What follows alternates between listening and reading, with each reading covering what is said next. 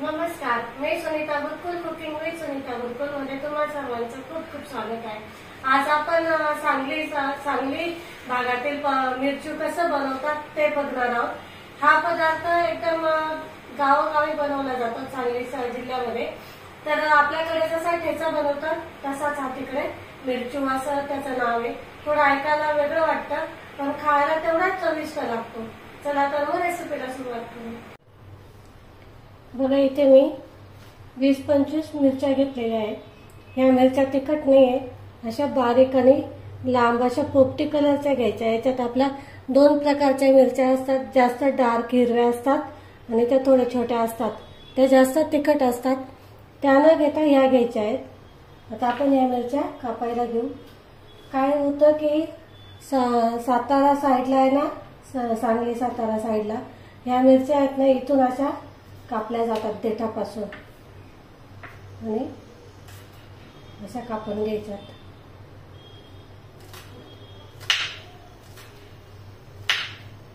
आपल्याला या सगळ्या अशा कापून घ्यायच्या।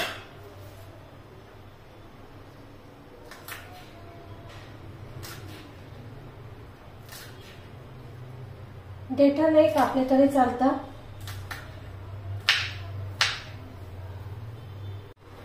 बघा इथे आपल्या मिरच्या कापून झालेल्या आहेत।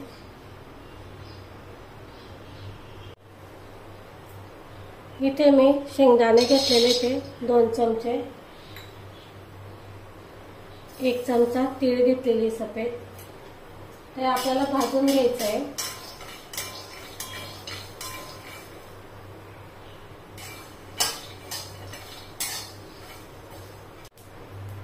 भाजून झाले आता हे तीळ आणि शेंगदाणे। आता आपण हे काढून घेऊ एका डिश मध्ये।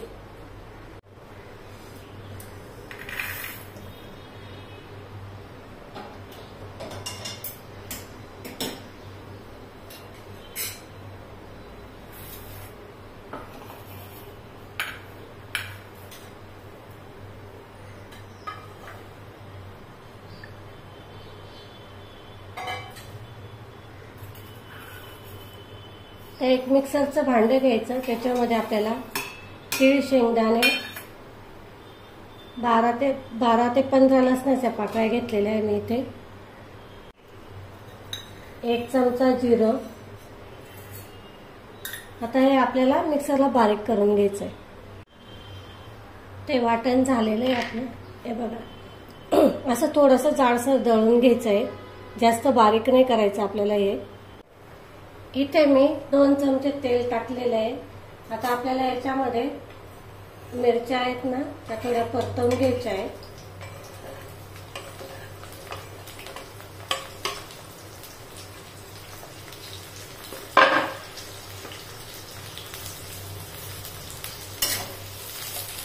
थोडा असं त्याला पांढरटपणा आला पाहिजे असं परतवून घ्यायचं आपल्याला या मिरच्या।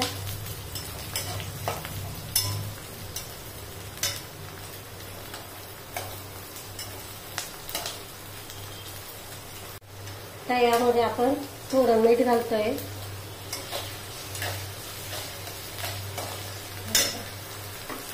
मस्त अशा आपल्या परतवून झालेल्या आहे मिरच्या। तर आपण एका प्लेट मध्ये काढून घेऊ।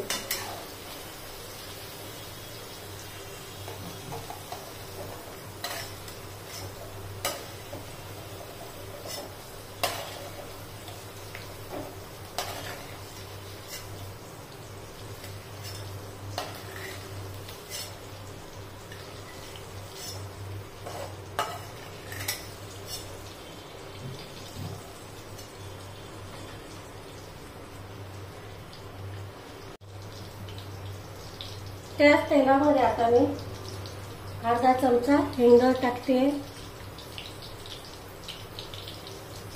अर्धा चमचा थोडी कमी हळद,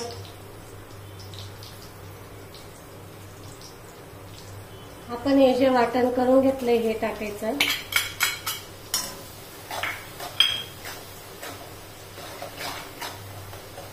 छान असं परतून द्यायचं हे।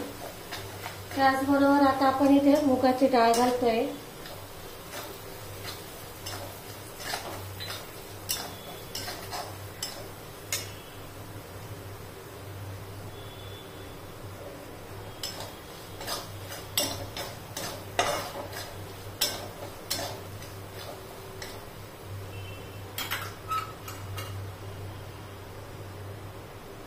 त्याच्यामध्ये आपण लिंबाचा रस घालतोय.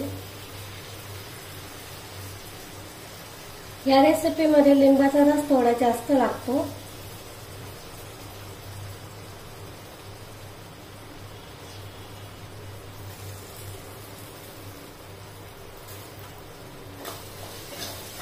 एक 2 मिनिटं परतून घेऊ आपण. त्याच्यामध्ये आपण आता या मिरच्या टाकून घेऊ.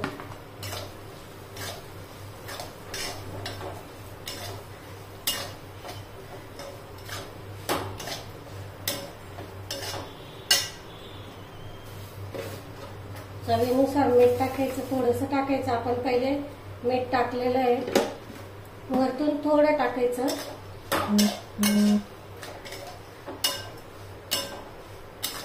इथे आपल्या या मिरच्या तयार आहेत.